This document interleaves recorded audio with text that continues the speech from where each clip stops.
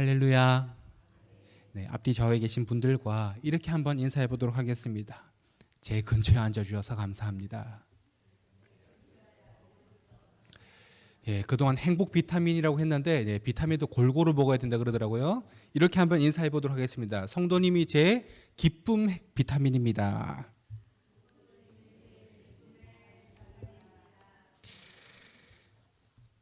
여러분은 어떤 상황을 맞닥뜨렸을 때 혹은 어떤 문제를 경험하게 되었을 때 어떻게 대처하시는 편이십니까? 우리에게 어떤 사건이 다가왔을 때, 어떤 일들이 생겼을 때 우리는 그 사건을 해결하기 앞서서, 그 일들을 해결하기 앞서서 먼저 그 일들을 해석하는 작업이 필요합니다. 사실 몸이 먼저 움직이는 분들도 있을 수 있겠습니다. 하지만 금방 일을 해결할 수 있다라는 장점이 있긴 하지만 그 문제를 확실하게 해결하기 위해서는 어떤 문제나 어떤 일에 대한 이해와 해석이 필요합니다. 그 이해와 해석이 끝난 이후에 그 일을 해결하는 것이 우리에게 참 필요한 작업들인 것 같습니다. 어떤 사건을 해석하기 위해서는 이제 그 해석하는 사람은 그 사건에 어떤 의미를 부여해서 해석을 합니다. 내가 그 사건에 어떠한 특별한 의미를 부여하여 해석한 후에 그 문제를 해결하게 되는 것이죠. 그렇게 우리는 매사에 문제 해결 능력을 갖춰가게 됩니다. 성경을 이해할 때도 크게 다르지 않습니다.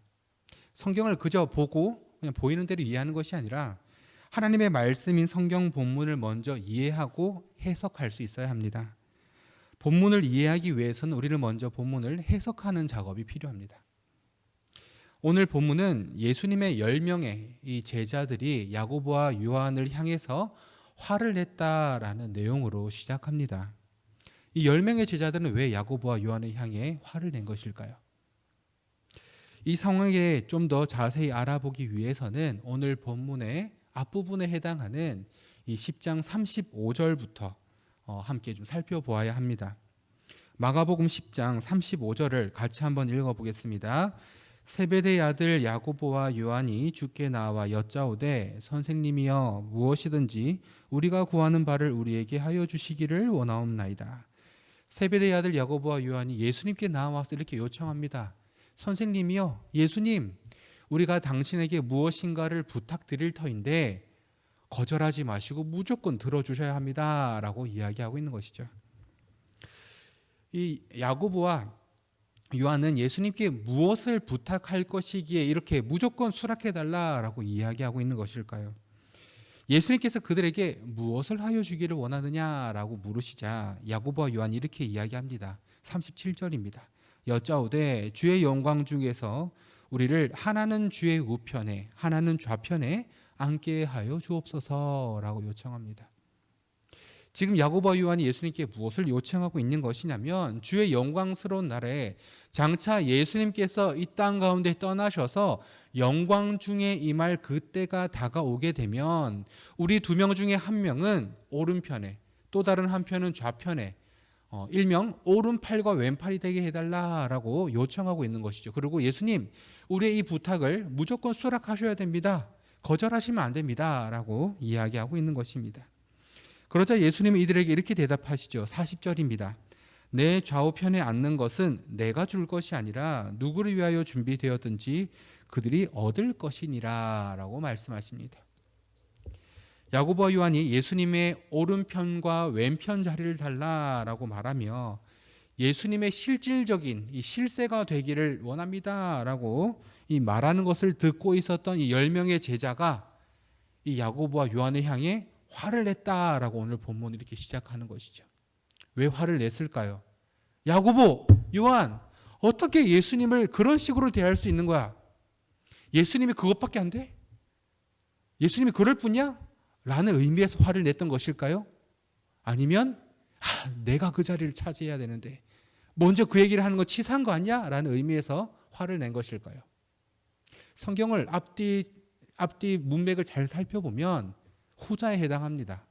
제자들은 어떻게 예수님께 그런 부탁을 할 수 있어? 라는 의미에서 화를 낸 것이 아니라 우리가 그 자리를 놓고 지금 얼마나 기대하고 있는데 어떻게 먼저 말을 꺼낼 수가 있어? 라고 화를 낸 것이죠. 안 그래도 예수님을 찾아오는 사람이 많아서 예수님을 왜 이렇게 피곤하게 만드는 거야? 라는 취지가 아니라 내가 그 자리를 차지해야 되는데 당신이 먼저 그 이야기를 꺼냈다라는 취지에서 화를 내게 된 것입니다. 사실 예수님께 대놓고 이야기를 안 해서 그렇지 나머지 10명의 제자들도 결국은 예수님의 실세가 되고 싶었던 것이죠. 자신의 12제자가 서로 화를 내는 이 모습을 보고 예수님은 이들을 향해 이렇게 말씀하십니다. 42절입니다.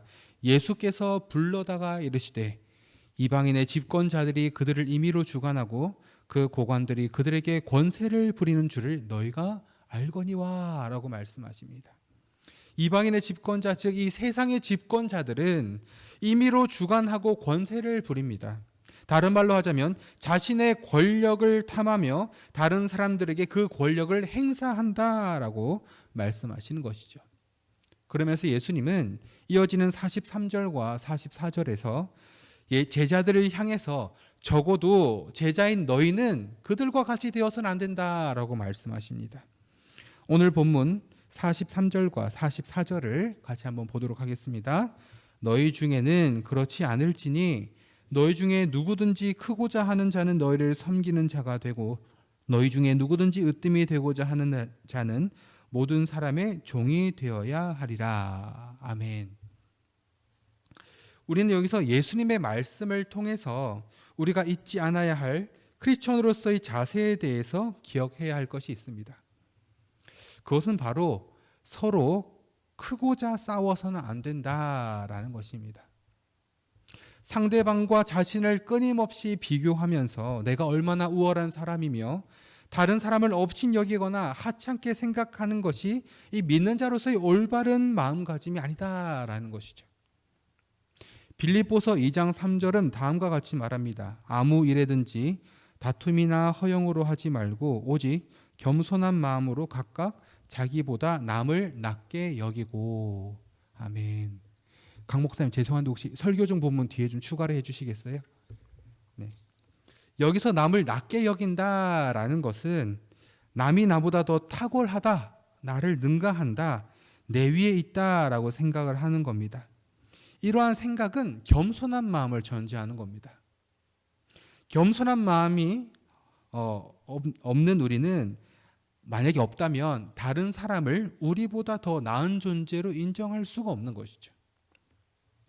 고린도후서 10장 12절은 다음과 같이 말합니다. 우리는 자기를 칭찬하는 어떤 자와 더불어 감히 짝하며 비교할 수 없노라. 그러나 그들이 자기로서 자기를 헤아리고 자기로서 자기를 비교하니 지혜가 없도다라고 말합니다. 무슨 말이냐면 내가 나를 기준으로 평가를 하면 지혜가 없는 사람이다라고 말하고 있는 구절입니다. 또한 잠언 27장 2절은 이렇게 말합니다. 타인이 너를 칭찬하게 하고 내 입으로는 하지 말며 외인이 너를 칭찬하게 하고 내 입술로는 하지 말지니라 라고 말합니다. 자신의 입술로 스스로를 칭찬하며 드러내고 치켜 세우지 말라라는 말입니다. 우리가 살아가는 세상은 어떻습니까? 끊임없이 우리를 향해 어떻게 이야기하냐면 끊임없이 자신의 가치를 높여야 된다라고 이야기합니다. 그리고 실제로도 스스로를 높이지 않고 겸손한 삶을 살려고 하면 우리를 얕잡아 보거나 우습게 생각합니다. 마치 우리가 이 세상 가운데서 약자인 것처럼 바보인 것처럼 그렇게 우리를 평가하며 우리를 대하기도 합니다. 그래서 세상은 끊임없이 우리를 향해서 자신의 가치와 가능성을 끊임없이 증명하고 드러내라라고 요구합니다.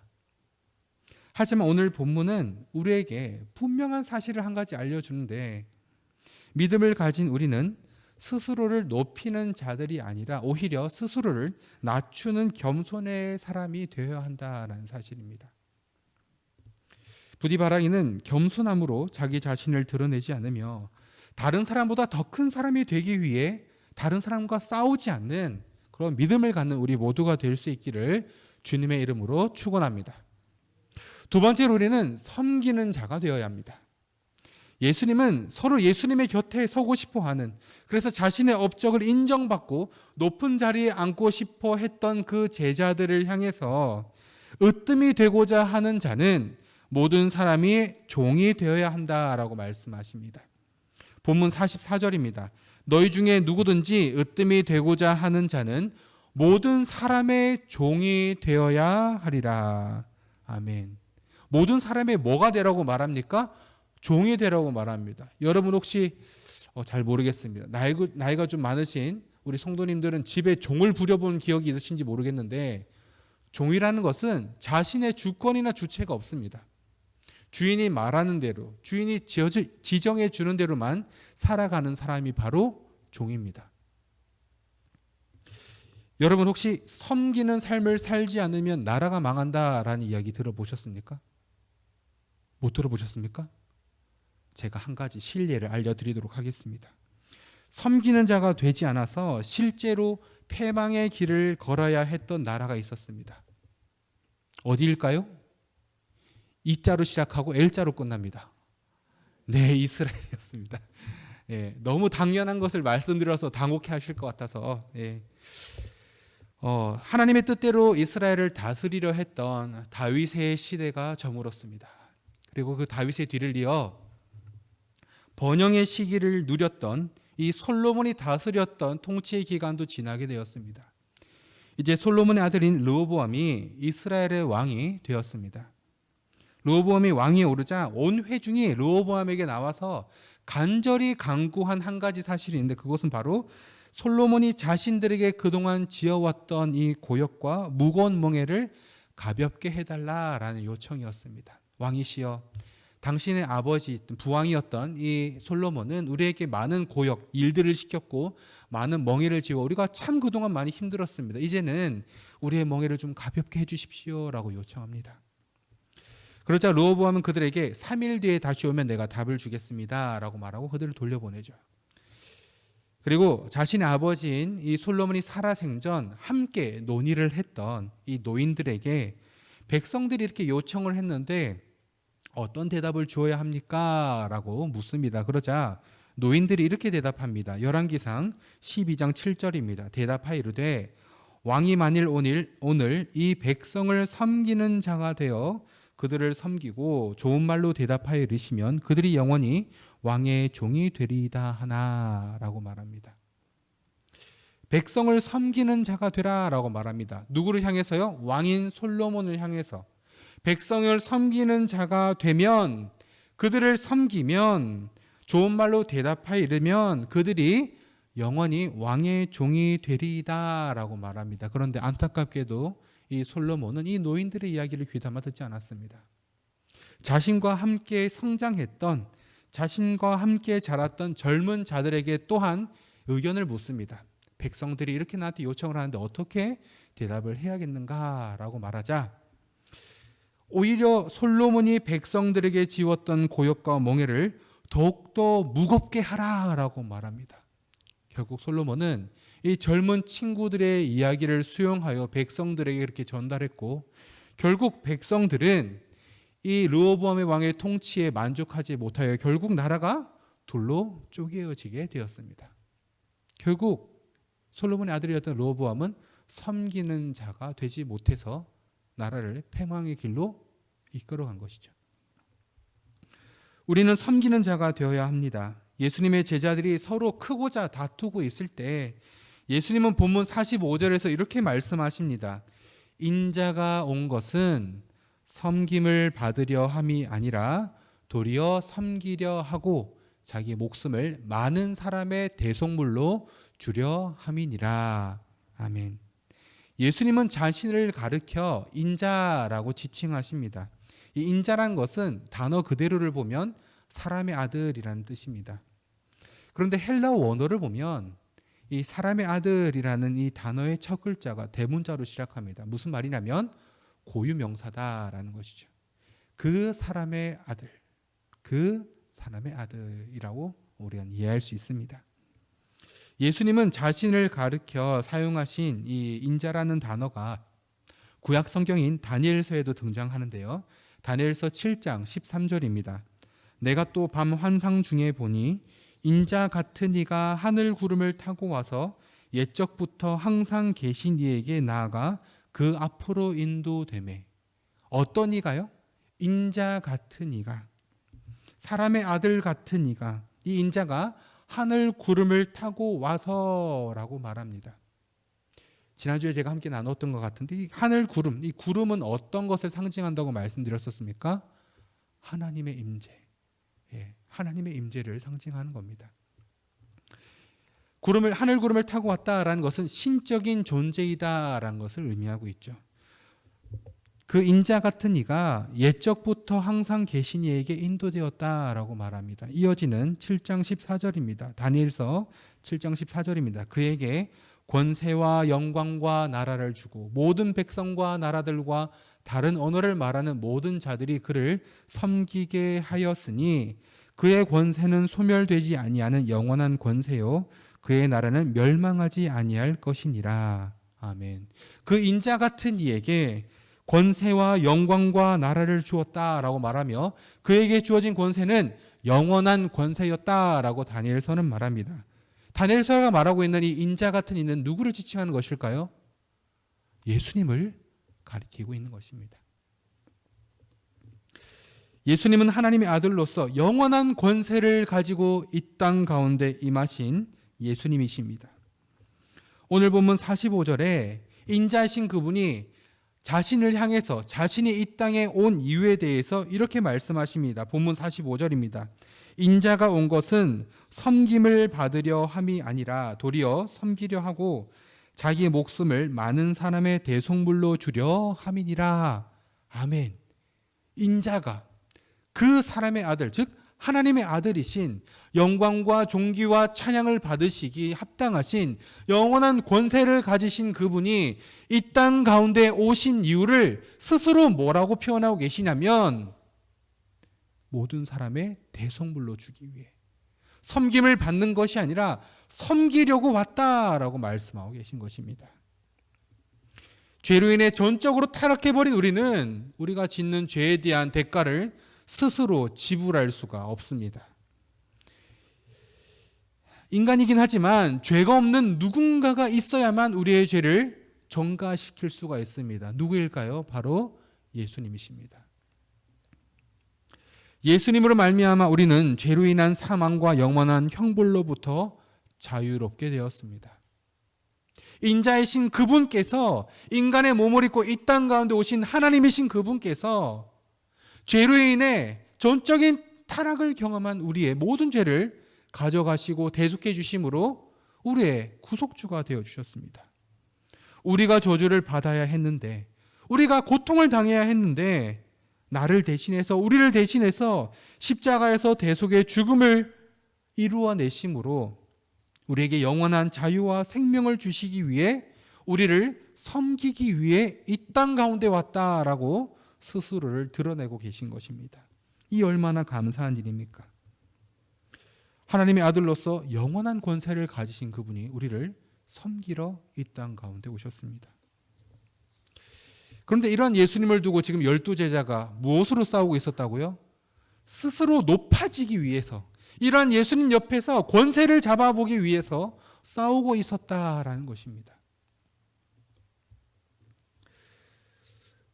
서로 높은 자리를 차지하기 위해 싸우고 있었던 이 제자의 모습들, 혹시 우리의 모습은 아닙니까? 우리는 예수님을 따라 섬김의 삶을 살아야 한다라고 말하고 그렇게 알고 있지만 정작 우리 마음 가운데는 마치 예수님께, 예수님, 우리가 요구하는 거 무조건 들어주셔야 됩니다. 예수님, 우리가 예수 믿으니까 우리에게도 뭔가 좀 이득을 주십시오라고 그런 마음과 생각으로 예수님께 요청하고 있지는 않습니까? 또는 우리가 섬긴다라는 명목 하에 나머지 10명의 제자와 같이 높아지고 싶은 마음을 가지고 살아가고 있지는 않습니까? 우리는 우리 스스로의 마음 깊숙한 곳을 한번 살펴볼 필요가 있습니다. 과연 섬김의 삶을 살고 있습니까? 아니면 섬기는 척의 삶을 살고 있습니까? 섬기는 것과 섬겨주는 것은 하늘과 땅, 천지 차이입니다. 저는 가끔 저희 집 아이들과 게임을 합니다. 참 재밌게 게임을 하는데요. 팔씨름을 하거나 카드 게임을 좀 많이 합니다.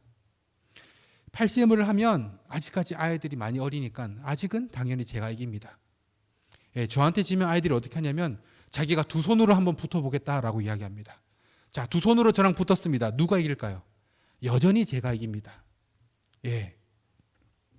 두 팔을 다 써도 심지어 세 명이 다 들러붙어도 제가 힘을 세게 쓰면 이길 수 있습니다. 하지만 제가 계속 이기면 가정의 평화가 깨지기 때문에 가정의 평화와 평안을 위해서 져줍니다. 이러면서 막 져줍니다. 막 리얼하게 져줘야 져줬다는 걸 알지 못하죠. 팔심을 할 때 제가 져주기는 하지만 카드 게임을 할 때는 조금 입장이 달라집니다. 이게 정해진 규칙이 있다 보니 규칙을 따라서 게임을 하다 보면 제가 아무리 이기려고 노력을 해도 질 때가 훨씬 많습니다. 져주는 것과 지는 것의 차이를 알고 계십니까? 져주는 것은 표면적으로는 제가 졌지만 제 마음속으로는 내가 이겼다, 나는 이길 수 있다라는 생각이 마음 가운데 있습니다. 아이들은 팔씨름에서 자기들이 이겼다라고 좋아하지만 그 모습을 보고 있는 제 마음속에는 아휴 이런 순수한 것들 이러면서 하지만 내가 이길 수 있어 라는 마음이 제 마음 가운데 있습니다. 하지만 카드 게임에서 졌을 때는 상황이 많이 달라집니다. 어떻게 해야 다음에는 꼭 이길 수 있을까라는 방법을 생각하게 되는 것이죠. 섬기는 것과 섬기는 척, 섬겨주는 삶도 이와 같이 다릅니다. 섬김의 삶은 저 사람이 나보다 더 낫다, 나보다 더 우월하다, 월등히 더 나은 사람이다 라는 생각을 전제하기 때문에 마음 가운데 저 사람을 업신여기는 마음이 단 하나도 존재하지 않습니다. 하지만 섬기는 척의 마음은 어떨까요? 겉으로는 섬김의 삶과 전혀 다름이 없습니다. 열심히 다해 섬기고 그 사람의 필요를 채워줍니다. 하지만 우리의 마음속을 들여다보면 어떻습니까? 섬기는 척, 섬겨주는 삶을 살면 저 사람을 나보다 나은 존재로 인식하고 있지 않다라는 것이죠. 겉으로는 그 사람을 섬기며 나의 것을 희생해가며 그들의 필요를 채워주지만 정작 우리 마음 가운데 남는 마음은 섬김의 마음이 아니라 오히려 그들을 업신여기고 낮추는 마음이다라는 것입니다. 요한복음 13장에는 예수님께서 제자들의 발을 씻기신 이야기가 등장을 합니다. 예수님은 저녁을 잡수시던 자리에서 일어나셔서 겉옷을 벗고 수건을 허리에 두르시고 대에 물을 떠서 제자들의 발을 직접 한 사람 한 사람 씻어주기 시작하셨습니다. 이때 당시에 발을 씻는다는 것, 발 자체가 지금의 우리 한국의 상황과는 많이 다르기 때문에 이 모래가 많이 날리고 이 더러운 것들을 그대로 이제 이 발이 묻는 이런 상황 가운데 발을 씻는다라는 것은 어떻게 보면 참 더럽고 하찮은 일이었기 때문에 누군가의 귀빈으로 방문을 하게 되면 그 집의 하인이 이 귀빈의 발을 씻어주기도 했습니다.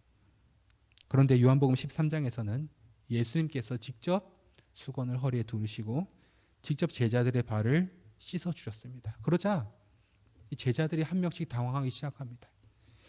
이때 예수님이 제자들에게 하신 말씀이 있습니다. 요한복음 13장 14절과 15절입니다. 내가 주와 또는 선생이 되어 너희 발을 씻었으니 너희도 서로 발을 씻어주는 것이 옳으니라. 내가 너희에게 행한 것 같이 너희도 행하게 하려 하여 본을 보였노라 라고 말씀하십니다. 예수님은 주와 선생이시면서도 손수 제자들의 발을 씻겨주셨습니다. 자신의 섬김을 제자들이 본받기를 원하시며 그들의 발을 직접 씻어주시고 너희도 서로 발을 씻어주라 라고 말씀하셨습니다. 그런데 저는 여기에서 한 가지 좀 특별한 것을 발견했습니다. 예수님이 제자들의 발을 다 씻으시고 난 뒤에 그 어디에도 제자들이 예수님의 발을 씻겼다라는 이야기가 등장하지 않습니다. 만약에 예수님이 이 섬김에 대해서만 알려주기를 원하셨다면 섬김이 무엇인지를 그저 제자들에게 알려주시기만 하기 위해서 발을 씻기셨다면 서로의 발을 씻어주는 것이 옳다라고 말씀하시며 모른 척 발을 쓱 내미시는 것이 맞습니다. 자, 너희도 나를 섬겨보아라 라고 말씀하는 것이 맞습니다. 왜냐하면 그들의 주가 되시고 선생이 되시기 때문이죠. 그런데 예수님은 정말 제자들의 발을 씻기기만 하셨지 자신의 발을 씻기라고 내밀지 않으셨습니다. 예수님이 원하셨던 것은 사실은 제자들에게 섬김이 무엇인지를 알려주는 것이 아니었습니다. 예수님이 정말 원하셨던 것은 그 제자들을 섬기시는 것이었습니다. 하나님의 아들이신 예수님은 영광과 권세와 나라를 가지신 인자이신 그 예수님은 이 땅 가운데 섬김 받을 자격이 없는 우리를 위해 오시고 우리를 섬겨주셨습니다. 섬기는 척 구색만 갖추신 것이 아니라 하나님이신 그분께서 인간의 몸을 입고 이 땅 가운데 죽기 위해 오셨습니다. 하나님께서 사랑하시는 삼문교회 성도님들, 큰 영광과 권세를 가지신 그 예수님께서 우리를 사랑하셔서 우리를 섬기러 이 땅 가운데 오셨고 예수님을 통해 하나님의 자녀가 된 우리를 향해 서로 섬기며 서로 종이 되어주라라고 말씀하십니다. 여러분, 우리는 섬기는 삶을 살고 있습니까? 아니면 섬기는 척 살아가고 있습니까? 우리를 위해 모든 것을 다 버리시고 이 땅 가운데 오신 예수님의 섬김을 본받아 우리의 자존심, 우리의 어떤 사회적 지위, 우리의 지식, 우리의 삶의 어떤 재정적인 수준들, 이런 것들을 모두 다 내려놓고 우리가 자랑할 만한 것들을 다 내려놓고 다른 사람을 진심으로 섬기며 그 사람의 종이 되어 다른 사람들보다 높아지기를 선택하기보다는 겸손함으로 낮은 자리를 자처하며 대가나 이익이 없이도 기꺼이 섬김을 행하는 우리 모두의 삶이 될 수 있기를 주님의 이름으로 간절히 축원합니다.